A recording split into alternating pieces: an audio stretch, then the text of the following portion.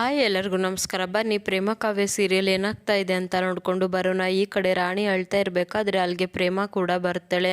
ಈ ರಾಣಿ ಯಾಕೆ ಅಳ್ತಾ ಇದೆಯಾ ಅಂದಾಗ ಅಪ್ಪಗೆ ತುಂಬ ಹುಷಾರಿಲ್ಲ ಅಂತೆ ಅಕ್ಕ, ನೋಡ್ಕೊಳ್ಳೋಕ್ಕೆ ಯಾರು ಕೂಡ ಇಲ್ಲ ಅಂತ ಹೇಳಿದಾಗ ಮತ್ತು ನೀನೇನೆ ಇಲ್ಲಿ ಮಾಡ್ತಾ ಇದೀಯಾ, ಊರಿಗೆ ಹೊರಡೋದು ತಾನೆ ಅಂತ ಹೇಳ್ತಾಳೆ. ಅಕ್ಕ ಮಹೇಶ್ವರಿ ಅಮ್ಮವ್ರ ಹತ್ರ ರಜಾ ಕೇಳಿದೆ ಅಕ್ಕ, ಮನೇಲಿ ತುಂಬ ಕೆಲಸ ಇದೆ, ಹೋಗ್ಬೇಡ ಅಂತ ಹೇಳಿದರು ಅಂದಾಗ ಕೆಲಸ ಎಲ್ಲ ನಾನು ನೋಡ್ಕೊಳ್ತೀನಿ, ಮೊದಲು ಇಲ್ಲಿದ್ದ ಹೊರಟೋಗು ಅಂತ ಹೇಳ್ತಾಳೆ. ಬೇಡ ಅಕ್ಕ, ನನ್ನ ಕೆಲಸ ನಿನಗೆ ಕೊಡೋದು ನನಗೆ ಸ್ವಲ್ಪನೂ ಕೂಡ ಇಷ್ಟ ಇಲ್ಲ ಅಂತ ಹೇಳಿದಾಗ ರಾಣಿ ಅಪ್ಪಗೆ ಹುಷಾರಿಲ್ಲ ಅಂತ ಹೇಳ್ತಾ ಇದೆಯಾ, ಇಂಥ ಟೈಮಲ್ಲಿ ಇದೆಲ್ಲ ಸರಿ ಇರೋದಿಲ್ಲ ಅಕ್ಕ, ಸ್ವಲ್ಪ ಪೂರ್ವಿದು ಮಹೇಶ್ವರಿ ಅಮ್ಮವ್ರದ್ದು ಬಟ್ಟೆ ಇದೆ, ತೊಳೆದ್ಬಿಟ್ಟು ಹೋಗ್ತೀನಿ ಅಂತ ಹೇಳ್ತಾಳೆ. ಏನೇ ಕೆಲಸ ಇದ್ದರೂ ನಾನು ನೋಡ್ಕೊಳ್ತೀನಿ, ತಗೋ ಈ ದುಡ್ಡನ್ನ ತೊಗೊಂಡು ಮೊದಲು ಅಪ್ಪ ಹತ್ರ ಹೋಗು ಅಂತ ಹೇಳ್ಬಿಟ್ಟು ಪ್ರೇಮ ರಾಣಿನ ಕಳಿಸೇ ಬಿಡ್ತಾಳೆ. ಅದೇ ಟೈಮ್ಗೆ ಈ ಕಡೆ ಮಾದೇವ ಕೂಡ ಏನು ಮಾತಾಡ್ತಾ ಇದೆಯಾ ಕಾವ್ಯ, ಇದು ಡಿವೋರ್ಸ್ ಪೇಪರ್ ಅಂದಾಗ ಹೌದು ಮಾದೇವ, ರಾತ್ರಿ ನೀನು ಹೇಳಿದ್ದು ನನಗೆ ಅರ್ಥ ಆಗಿದೆ, ನಾವಿಬ್ಬರು ಕೂಡ ಪೂರ್ವ ಮತ್ತು ಪಶ್ಚಿಮ ಇದ್ದ ಹಾಗೆ ಯಾವತ್ತೂ ಕೂಡ ಒಂದಾಗೋಕ್ಕೆ ಸಾಧ್ಯನೇ ಇಲ್ಲ.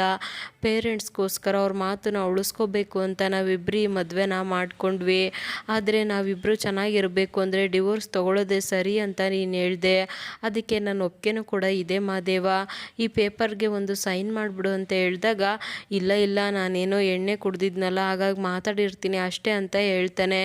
ಅಯ್ಯೋ ಮಾದೇವ, ನಿಜವಾಗ್ಲೂ ನೀನು ಹೇಳಿರೋದನ್ನ ನಾನು ಒಪ್ಕೊಳ್ತೀನಿ ಮಾದೇವ, ಸಿಗ್ನೇಚರ್ ಮಾಡು ಅಂತ ಹೇಳಿದಾಗ ಇಲ್ಲ ಕಾವ್ಯ, ನನ್ನಿಂದ ಸಾಧ್ಯ ಇಲ್ಲ ಅಂತ ಹೇಳ್ತಾನೆ. ಈ ಡಿವೋರ್ಸ್ ಎಲ್ಲ ಅಂತ ಹೋದ್ರೆ ಕೋರ್ಟಲ್ಲಿ 6 ತಿಂಗಳು 1 ವರ್ಷ ಆಗುತ್ತೆ ಕಾವ್ಯ, ಅಷ್ಟು ಸುಲಭವಾಗಿ ಸಿಗೋದಿಲ್ಲ ಅಂದಾಗ ಹೌದು ಮಾದೇವ, ಆದರೆ ಪ್ರೊಸೀಜರು ನಾವು ಸಿಗ್ನೇಚರು ಹಾಕಿದ ಮೇಲೇ ಶುರುವಾಗೋದು, ನೀನೊಂದು ಸಿಗ್ನೇಚರ್ ಹಾಕು, 6 ತಿಂಗಳು ವರ್ಷನೋ ಒಟ್ಟಿನಲ್ಲಿ ನಮಗೆ ಡಿವೋರ್ಸ್ ಸಿಗುತ್ತೆ ಅಂತ ಹೇಳ್ತಾಳೆ.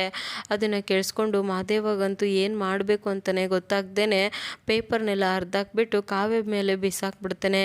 ಮಾದೇವ ಏನು ಮಾಡ್ತಾ ಇದೆಯಾ, ಯಾಕೆ ಈ ರೀತಿ ಮಾಡಿದೆ ಅಂತ ಕೇಳಿದ್ರೂ ಕೂಡ ಮಾದೇವ ಏನು ಮಾತಾಡ್ದೇನೆ ಅಲ್ಲಿದ್ದ ಹೋಗೇ ಬಿಡ್ತಾನೆ. ಅದೇ ಟೈಮ್ಗೆ ಈ ಕಡೆ ರಾಮ್ ಕೂಡ ಹಾಸ್ಪಿಟಲ್ಗೆ ಬಂದುಬಿಟ್ಟು ತಾತ ಸತ್ತೋಗಿರೋದನ್ನ ನೋಡಿ ತುಂಬಾ ಕೋಪ ಮಾಡ್ಕೊಂಡಿರ್ತಾನೆ. ಆ ಪ್ರವೀಣ್ ಎಲ್ಲೋದ ಸ್ನೇಹ, ಅಲ್ಲ ನನ್ನ ಪೇಷಂಟ್ನ ಅವನೇ ಟ್ರೀಟ್ ಮಾಡಬೇಕು ಅಂತ ಕೇಳ್ತಾನೆ. ಅಯ್ಯೋ ಇಲ್ಲ, ಎಮರ್ಜೆನ್ಸಿ ಇತ್ತು, ಅವ್ರಿಗೆ ತುಂಬ ಪೇಯ್ನ್ ಅಂತ ಹೇಳ್ತಾ ಇದ್ರು, ನಾನೇ ಅವ್ರಿಗೆ ಸರ್ಜರಿ ಮಾಡೋಕ್ಕೆ ಹೇಳಿದೆ ಅಂತ ಹೇಳಿದಾಗ ಮಾಡಿದ ಮೇಲೆ ಸರಿಯಾಗಿ ಮಾಡಬೇಕು, ತಾತಗೆ ಏನು ಕೂಡ ಇರಲಿಲ್ಲ ಅಂಥದ್ರಲ್ಲಿ ಅವ್ರಿಗೆ ಪಿಟ್ಸ್ ಬಂದಿದೆ ಅಂದರೆ ಅರ್ಥ ಏನು ಹೇಳು, ಅವರು ಸರ್ಜರಿ ಮಾಡಬೇಕಾದ್ರೆ ಹೈ ಡೋಸ್ ಆಗಿ ಕೊಟ್ಟಿರ್ತಾರೆ, ಅದಕ್ಕೋಸ್ಕರ ಅಷ್ಟೇ, ನಿಜವಾಗ್ಲೂ ಪ್ರವೀಣ್ ಮಾಡಿದ್ದು ಸರಿಯಲ್ಲ ಅಂತ ಹೇಳಿದಾಗ ರಾಮ್ ಯಾಕೆ ಇಷ್ಟೊಂದು ಕೋಪ ಮಾಡಿಕೊಂಡು ಮಾತಾಡ್ತಾ ಇದೆಯಾ, ಇಷ್ಟೊಂದು ಹೈಪರ್ ಆಗೋ ಅವಶ್ಯಕತೆ ಇಲ್ಲ, ಅಲ್ಲ ನಮ್ಮ ಫೀಲ್ಡಲ್ಲೂ ಕೆಲವೊಂದು ಸಲ ತಪ್ಪು ಆಗುತ್ತೆ ತಾನೆ ಅಂತ ಹೇಳಿದಾಗ ಎಷ್ಟು ಈಸಿಯಾಗಿ ಮಾತಾಡ್ತಾ ಇದೆಯಾ ಸ್ನೇಹ, ಅಲ್ಲಿ ಹೋಗಿರೋದು ಒಂದು ಜೀವ, ಅವ್ರು ನಮ್ಮನ್ನು ದೇವರು ಅಂತ ಅಂದ್ಕೊಂಡು ಬಂದಿರ್ತಾರೆ, ಆದರೆ ನಾವೇ ಅವ್ರ ಪ್ರಾಣನ ತೆಗೆದ್ರೆ ಅವ್ರು ತಾನೇ ಏನು ಮಾಡೋಕ್ಕಾಗುತ್ತೆ ಅಂತ ಕೇಳ್ತಾನೆ. ಅಲ್ಲ ನಿಜವಾಗ್ಲೂ ನನ್ನ ಪೇಷಂಟ್ನ ಅವನಿಗೆ ಟ್ರೀಟ್ ಮಾಡು ಅಂತ ಯಾರು ಹೇಳಿದ್ದು ಅಂತ ಕೇಳ್ತಾನೆ. ಅಯ್ಯೋ ದೇವರೇ, ಬರೀ ಪ್ರವೀಣ್ ಅಂತ ಗೊತ್ತಾಗಿರೋದಕ್ಕೆ ಎಷ್ಟೊಂದು ಮಾತಾಡ್ತಾ ಇದ್ದೇನೆ, ಇನ್ನು ನಾನು ಅಂತ ಗೊತ್ತಾದರೆ ರಾಮ್ ಇನ್ನೆಷ್ಟು ಮಾತಾಡೋದಿಲ್ಲ, ನನ್ನ ರಾಮ್ ಹತ್ರ ಆ ರೀತಿ ಮಾತಾಡಬಾರ್ದಿತ್ತು ಅಂತ ಸ್ನೇಹ ಕೂಡ ಬೇಜಾರು ಮಾಡ್ಕೊಳ್ತಾರೆ. ಅದೇ ಟೈಮ್ಗೆ ಈ ಕಡೆ ಮಾದೇವ ಕೂಡ ರೂಮ್ಗೆ ಬಂದುಬಿಟ್ಟು ಲೆಕ್ಕದ ಬುಕ್ ಎಲ್ಲೋಯ್ತು, ಲಾಸ್ಟ್ ಇಯರ್ ಎಷ್ಟು ಬಂತು, ಈ ಇಯರ್ ಎಷ್ಟು ಬಂತು ನೋಡೋಣ ಅಂದರೆ ಬುಕ್ಸೇ ಸಿಗ್ತಿಲ್ಲ ಅಂತ ಹೇಳ್ಬಿಟ್ಟು ಬುಕ್ಸ್ನ ಹುಡುಕ್ತಾ ಇರಬೇಕಾದ್ರೆ ಕಬೋರ್ಡಲ್ಲಿ ಕಾವ್ಯ ಪೇಪರ್ಸ್ ಸಿಗುತ್ತೆ, ಅದನ್ನು ನೋಡಿಬಿಟ್ಟು ಇದ್ಯಾರ್ದಪ್ಪ ಪೇಪರ್ಸು ಅಂತ ಓದೋಕೆ ಶುರು ಮಾಡ್ತಾನೆ. ಆವಾಗ ಪೇಪರಲ್ಲಿ ಗ್ರಾಮೀಣ ಮಕ್ಕಳ ಮೇಲುಗೈ ಅಂತ ಬರೆದಿರುತ್ತೆ. ಅಯ್ಯೋ ಅಯ್ಯೋ, ಈ ಕಾವ್ಯ ಬರೀ ಮಾತಾಡ್ತಾಳೆ ಅಂತ ಅಂದ್ಕೊಂಡ್ರೆ ಓದೋದ್ರಲ್ಲೂ ತುಂಬಾ ಮುಂದಿದ್ದಾಳೆ ಅಂತ ಅಂದ್ಕೊಳ್ತಾನೆ. ಹಾಗೆ 4 ಚಿನ್ನದ ಪದಕ ತಗೊಂಡಿರೋದು, ಹಳ್ಳಿ ಹುಡುಗಿ ದಿಲ್ಲಿವರೆಗೆ ಅಂತ ಬರೆದಿರೋದನ್ನೆಲ್ಲ ನೋಡಿಬಿಟ್ಟು ಯಪ್ಪ ಯಪ್ಪ, ಈ ಕಾವ್ಯನ ಬಗ್ಗೆ ಪೇಪರಲ್ಲಿ ಎಷ್ಟು ಚೆನ್ನಾಗಿ ಬರೆದಿದ್ದಾರೆ, ಅಲ್ಲ ಈ ಕಾವ್ಯ ಇಷ್ಟೆಲ್ಲ ಸಾಧನೆ ಮಾಡಿದ್ದಾಳೆ, ಪಾಪ ಇವಳು ನನ್ನಂಥವನ್ನ ಮದುವೆ ಆಗಿಬಿಟ್ಟು ಅದೆಷ್ಟು ಬೇಜಾರಾಗಿದ್ದಾಳೋ ಏನೋ, ಅಲ್ಲ ಇಷ್ಟೆಲ್ಲ ಓದ್ಕೊಂಡು ಜೀವನದಲ್ಲಿ ಅದೇನೇನು ಮಾಡಬೇಕು ಅಂತ ಆಸೆ ಇಟ್ಕೊಂಡಿದ್ಲು ಏನೋ, ಪಾಪ ಕಾವ್ಯ ಅಂತ ಅಂದ್ಕೊಳ್ತಾ ಇರಬೇಕಾದ್ರೆ ಅಲ್ಲಿಗೆ ಕಾವ್ಯ ಕೂಡ ಬರ್ತಾಳೆ. ಬಂದುಬಿಟ್ಟು ಪೇಪರ್ಸ್ನೆಲ್ಲ ನೋಡಿ ಏನು ಮಾಡ್ತಾ ಇದೀಯಾ ನೀನು, ಇದನ್ನೆಲ್ಲ ಯಾಕೆ ತಗೊಂಡಿದ್ಯಾ ಅಂತ ಕೇಳ್ತಾಳೆ. ಕಾವ್ಯ, ನಿಜವಾಗ್ಲೂ ನೀನು ಬರೀ ಮಾತಾಡ್ತೀಯ ಅಂತ ಅಂದ್ಕೊಂಡಿದ್ದೆ, ಆದರೆ ನಿನ್ನಲ್ಲಿ ಚಿಕ್ಕ ವಯಸ್ಸಲ್ಲೇ ಸಾಧನೆ ಮಾಡೋವಂಥ ಶಕ್ತಿ ಇದೆ ಅಂತ ನನಗೆ ಗೊತ್ತಿರಲಿಲ್ಲ ಕಾವ್ಯ, ಒಂದೊಂದು ಪೇಪರಲ್ಲೂ ನಿನ್ನ ಬಗ್ಗೆ ಎಷ್ಟು ಚೆನ್ನಾಗಿ ಬರೆದಿದ್ದಾರೆ ಗೊತ್ತಾ, ನಿಜವಾಗ್ಲೂ ಕಾವ್ಯ 4 ಚಿನ್ನದ ಪದಕ ತಗೊಳ್ಳೋದು ಅಂದರೆ ಸುಮ್ಮನೆ ಅಲ್ಲ, ನೀನು ನಿಜವಾದ ಸಾಧಕಿ ಕಾವ್ಯ, ನೀನು ನಿಜವಾದ ಸಾಧಕಿ ಅಂತ ಹೇಳ್ಬಿಟ್ಟು ಮಾದೇವ ಹೊಗಳ್ತಾನೆ. ಅದನ್ನು ಕೇಳಿಸ್ಕೊಂಡ್ಬಿಟ್ಟು ಕಾವ್ಯಗಂತೂ ತುಂಬಾ ಬೇಜಾರಾಗ್ಬಿಡುತ್ತೆ. ಅದೇ ಟೈಮ್ಗೆ ರಾಮ್ ಕೋಪ ಮಾಡಿಕೊಂಡು ಟೆರೆಸ್ ಮೇಲೆ ಬಂದಿರ್ತಾನೆ. ಸ್ನೇಹ ಪದೇ ಪದೇ ಕಾಲ್ ಮಾಡ್ತಾ ಇರ್ತಾಳೆ. ಕಾಲ್ ಪಿಕ್ ಮಾಡಿದ ತಕ್ಷಣ ರಾಮ್, ಯಾಕೆ ರಾಮ್ ನನ್ನ ಕಾಲ್ ಪಿಕ್ ಮಾಡ್ತಾ ಇಲ್ಲ ಅಂತ ಕೇಳಿದಾಗ, ನಿಜವಾಗ್ಲೂ ಸ್ನೇಹ ನನಗೆ ತುಂಬ ಬೇಜಾರಾಗಿದೆ. ಅಜ್ಜಿ ಅಳೋದೇ ನನ್ನ ಕಣ್ಣು ಮುಂದೆ ಬರ್ತಾ ಇದೆ. ಅಲ್ಲ, ಅಷ್ಟು ಈಸಿಯಾಗಿ ಒಂದು ಪ್ರಾಣದ ಬಗ್ಗೆ ನೀನು ಎಷ್ಟು ನೆಗ್ಲೆಕ್ಟ್ ಆಗಿ ಮಾತಾಡ್ತೀಯ.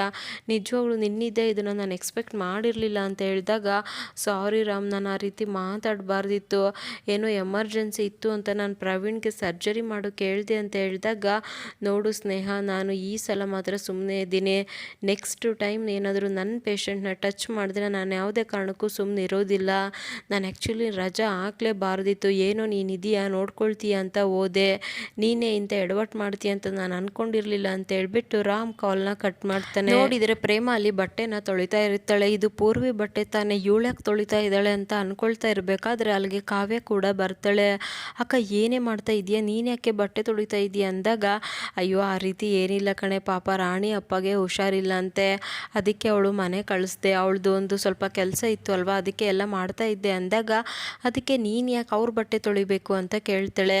ಅಯ್ಯೋ ಅದು ನಮ್ಮ ಅತ್ತೆ ನಾದ್ನಿದು ಕಣೆ ಅಷ್ಟೇ ಅಂತ ಹೇಳಿದಾಗ, ಅಲ್ಲ ಅಕ್ಕ, ಯಾವಾಗ ನೋಡಿದ್ರು ನಿನ್ನ ಬಗ್ಗೆ ಮಾತಾಡ್ತಾನೆ ಇರ್ತಾರೆ, ಚುಚ್ಚಿ ನಿನ್ನ ಮನಸ್ಸನ್ನು ನೋಯಿಸ್ತಾರೆ, ಅಂಥದ್ರಲ್ಲಿ ಅವ್ರ ಬಟ್ಟೆ ನೀನು ಯಾಕೆ ಒಗಿತೀಯ ಅಂದಾಗ, ಅಯ್ಯೋ ಮನೆ ಅಂದಮೇಲೆ ಮಾತು ಬರುತ್ತೆ ಹೋಗುತ್ತೆ ಕಣೆ, ಹಾಗಂತ ಅತ್ತೆ ಮತ್ತು ನಾದ್ನಿನ ಬಿಟ್ಬಿಡೋಕ್ಕಾಗುತ್ತಾ ಅಂತ ಹೇಳ್ತಾಳೆ. ಇಲ್ಲ ಅಕ್ಕ, ನೀನು ನಿಜವಾಗ್ಲೂ ಕೂಡ ಅತಿಯಾಗಿ ಒಳ್ಳೆಯವಳಾಗ್ತಾ ಇದೆಯಾ.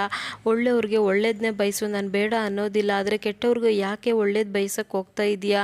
ನಿಜವಾಗ್ಲೂ ನೀನು ತುಂಬ ಮೋಸ ಹೋಗ್ತಾ ಇದೆಯಾ ಕಣೆ ಅಂದಾಗ, ಓ ಹೋಗ್ಲಿ ಬಿಡೆ, ಇದೊಂದು ಸಲ ಅಷ್ಟೇ ಅಲ್ವಾ, ರಾಣಿನೇ ಇದನ್ನೆಲ್ಲ ತೊಳೆಯೋದು ಅಂತ ಹೇಳಿದಾಗ, ನೋಡು ಅಕ್ಕ, ಇದೊಂದು ಸಲ ಅಂದಿದ್ದಕ್ಕೆ ಸುಮ್ಮನೆ ಇದ್ದಿದ್ದೀನಿ, ನೆಕ್ಸ್ಟ್ ಟೈಮ್ ಈ ಕೆಲಸ ಮಾತ್ರ ಮಾಡಬೇಡ ಅಂತ ಹೇಳ್ಬಿಟ್ಟು ಅಲ್ಲಿದ್ದ ಹೋಗ್ಬಿಡ್ತಾಳೆ. ಅದನ್ನು ರಾಮ್ ಕೂಡ ನೋಡಿ ಕೋಪ ಮಾಡ್ಕೊಂಡು ಬಿಡ್ತಾನೆ. ಅದೇ ಟೈಮ್ಗೆ ಮಹೇಶ್ವರಿ, ಕಿಟ್ಟಿ, ಸ್ನೇಹ ಎಲ್ಲರೂ ಕೂಡ ಇಲ್ಲಿ ಲಾಯರ್ನ ಮೀಟ್ ಆಗಬೇಕು ಅಂತ ಬಂದಿರ್ತಾರೆ. ನೋಡಮ್ಮ, ಇವರೆಲ್ಲ ನನಗೆ ತಿಳಿಸಿದ್ದಾರೆ, ಆ ಪ್ರೇಮ ನಿನ್ನ ಮಗುನ ಯಾಕೆ ಮದುವೆ ಆದ್ಲು, ಹೇಗೆ ಮದುವೆ ಆದ್ಲು, ನಿಮ್ಮ ಮನೆಗೆ ಯಾಕೆ ಬಂದು ಸೇರಿಕೊಂಡಿದ್ದಾಳೆ ಅಂತ ತಿಳ್ಕೊಬೇಕು ಅಂದರೆ ಅವಳು ಕೋರ್ಟ್ಗೆ ಬರಬೇಕು ಅಂದರೆ ಮೊದಲು ಈ ಪೇಪರ್ ಮೇಲೆ ಒಂದು ಸೈನ್ನ ಹಾಕಬೇಕು. ಒಂದು ಸಲ ಅವಳು ಸೈನ್ ಮಾಡಿದ್ಲು ಅಂತ ಇಟ್ಕೊಳ್ಳಿ, ಮುಂದಿಂದೆಲ್ಲ ನಾನೇ ನೋಡ್ಕೊಳ್ತೀನಿ ಅಂತ ಹೇಳಿದಾಗ, ಆಯಿತು ಸರ್ ಅಂತ ಹೇಳ್ತಾರೆ. ಅಲ್ಲ ಪ್ರೇಮ, ಇದು ಡಿವೋರ್ಸ್ ಪೇಪರ್ ಅಂತ ಗೊತ್ತಾಗಿ ಸಿಗ್ನೇಚರ್ ಮಾಡದೆ ಹೋದರೆ ಏನು ಮಾಡೋದು ಅಂತ ಪೂರ್ವಿ ಕೇಳಿದಾಗ, ಡೋಂಟ್ ವರಿ ಪೂರ್ವಿ, ಆ ಪ್ರೇಮಗೆ ಇಂಗ್ಲೀಷ್ ಬರೋದಿಲ್ಲ ಅಂತ ಹೇಳ್ತಾಳೆ. ಆಗ ಮಹೇಶ್ವರಿ ಕೋಪ ಮಾಡಿಕೊಂಡು, ಏ ಪ್ರೇಮ, ಇಷ್ಟು ದಿನ ನಿಂದೆ ಆಟ ಆಡಿಸ್ತಾ ಇದ್ದೆ ಅಲ್ವಾ, ನೋಡ್ತಾ ಇರೋ, ಒಂದು ಸಲ ಈ ಪೇಪರ್ ಮೇಲೆ ನೀನು ಸೈನ್ ಮಾಡು, ಆದಷ್ಟು ಬೇಗ ನಿನ್ನನ್ನು ಮನೆಯಿಂದ ಆಚೆ ಹಾಕ್ತೀನಿ ಅಂತ ಮಹೇಶ್ವರಿ ಕೂಡ ಕೋಪ ಮಾಡ್ಕೊಳ್ತಾಳೆ. ಇನ್ನು ರಾತ್ರಿ ಕಿಟ್ಟಿ ಬಂದುಬಿಟ್ಟು ಪ್ರೇಮಗೆ ಬೈತಾ ಇರ್ತಾನೆ. ಅಲ್ಲ, ನಮ್ಮ ಅಕ್ಕ ಅವಳನ್ನ ಹೋಗ್ಬೇಡ ಅಂತ ಹೇಳಿದ್ಲು, ನೀನು ಯಾಕೆ ಅವಳನ್ನ ಮನೆ ಕಳಿಸಿದ್ಯಾ, ಆಗಿದ್ರೆ ನೀನು ಈ ಮನೆಗೆ ಯಜಮಾನಿಕೆ ಮಾಡ್ತಾ ಇದೆಯಾ ಅಂತ ಕೇಳಿದ ತಕ್ಷಣ ಪ್ರೇಮ ಏನು ಮಾತಾಡದೆ ನಿಂತಿರ್ತಾಳೆ.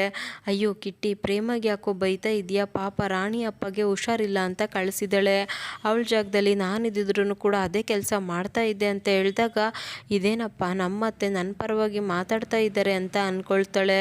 ನೋಡು, ನೀನೇನು ತಲೆ ಕೆಡಿಸ್ಕೋಬೇಡ ಪ್ರೇಮ, ಬೆಳಗ್ಗೆ ಎದ್ದ ಕೆಲಸ ಮಾಡಿ ಸುಸ್ತಾಗಿದೆ, ಹೋಗಿ ಮಲ್ಗೋ ಅಂತ ಮಹೇಶ್ವರಿ ಹೇಳಿದ ತಕ್ಷಣ ಪ್ರೇಮ ಅಲ್ಲಿದ್ದ ಹೊರಟ್ಬಿಡ್ತಾಳೆ. ಏನಕ್ಕ ನೀನು ಅವಳ ಪರವಾಗಿ ಮಾತಾಡ್ತಾ ಇದೆಯಾ ಅಂದಾಗ, ನಮ್ಮ ಕೆಲಸ ಆಗಬೇಕು ಅಂದರೆ ಅವಳ ಮುಂದೆ ಒಳ್ಳೆಯವಳು ಕೂಡ ಆಗಬೇಕು, ನಾಟಕ ಕೂಡ ಮಾಡಬೇಕು ಅಂತ ಹೇಳಿದಾಗ, ಸರಿ ಆಯಿತು ಬಿಡು, ನಿಂದೇನು ಐಡಿಯಾ ಅಂತ ಹೇಳ್ಬಿಟ್ಟು ನಗ್ತಾ ಇರ್ತಾನೆ. ಇದಿಷ್ಟು ಇವತ್ತಿನ ಸಂಚಿಕೆ. Thank you so much every one.